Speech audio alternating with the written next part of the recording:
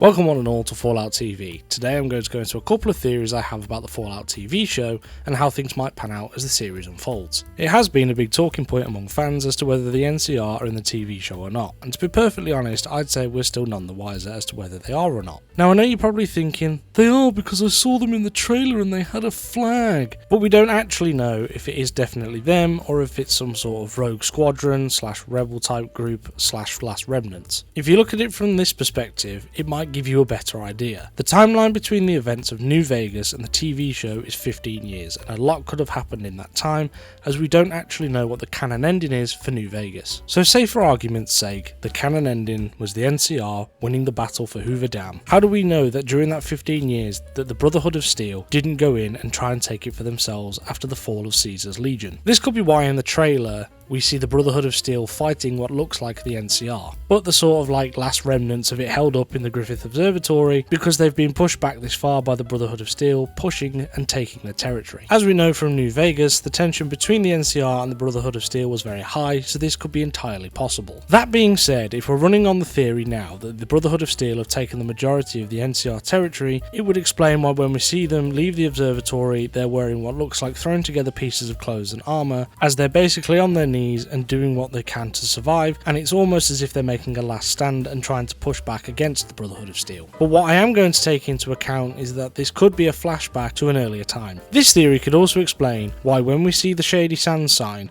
Shady Sands isn't there anymore, it's just a massive crater. This could be because the Brotherhood of Steel blew it up and it now no longer exists, and could also be part of the reason why they're fighting each other. But now sticking with that, it could have been where Maximus lived as a child, which is why you see him talking to Lucy next to the crater and he says, everybody just wants to save the world, it's just they disagree on how, which also leans into the theory that he's in the Brotherhood of Steel as a destroy and exit job. The Brotherhood are the ones that hurt him, so this could mean that they possibly killed his family and wiped out everyone at Shady Sands, and then destroyed it entirely, and now he's out to hurt them. Obviously we see him as a child, so we could be none the wiser as to what's going on, and then as he gets older, he slowly starts to piece together that it was the Brotherhood that did this to him, and now he's out for revenge on those who did wrong by him. So just to conclude, we've come full circle with the Brotherhood of Steel, and they're now the bad guys. The NCR are on their last legs. Maximus is part of the Brotherhood of Steel because of a destroy and exit job, and they are the reason that Shady Sands is no longer there. I know this was a short one, but I'm just sort of going on things that I've been thinking about since the release of the trailer.